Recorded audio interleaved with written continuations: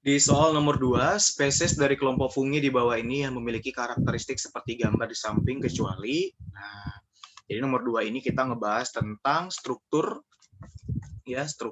dari tubuh kelompok fungi atau kelompok jamur ya.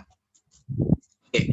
Kalau yang pernah kita pelajari, jamur itu kan dia dibedakan menjadi 4 kelompok. Ya, ini dia berdasarkan reproduksi secara seksualnya, ya kan, yang Bapak bagi jadi 4, yaitu gigasband, ya, gigasband. Oke. Nah, di antara kelompok 4 jamur ini, jigonya itu kan berarti zigomikota ya.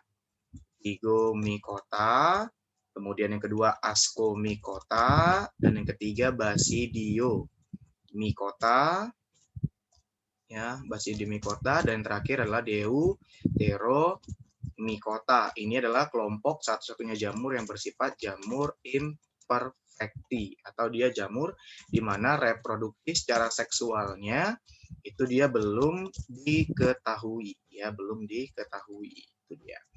Nah, kalau dilihat dari gambar yang tunjukkan di soal itu, di sini ada suatu gambar. Ini kalau kita lihat gambarnya kayak hifa ya. Ini adalah hifa-hifa dari jamur, di mana hifa ini kalau kita lihat, oh dia punya sekat. Ya, dia punya sekat, berarti namanya adalah hifa yang bersekat. Ya, ini adalah kelompok hifa yang bersekat. Hifa yang bersekat itu berarti dia kelompoknya kalau nggak si Asco, Basidio, atau si Deuteromycota. Nah, kemudian hal yang gambar yang unik ini itu ada suatu penghubung ya, ada katanya klem. Nah, jadi klem itu ya artinya penghubung, dikenal juga namanya adalah klem connection. Ya, sudah jelas namanya connection, artinya dia penghubung ya. Menghubungkan antara satu hifa dengan hifa lain karena dia dibatasi oleh sekat. Dan gunanya klem connection ini fungsinya adalah untuk mendistribusikan atau menyalurkan yang namanya nukleus dari satu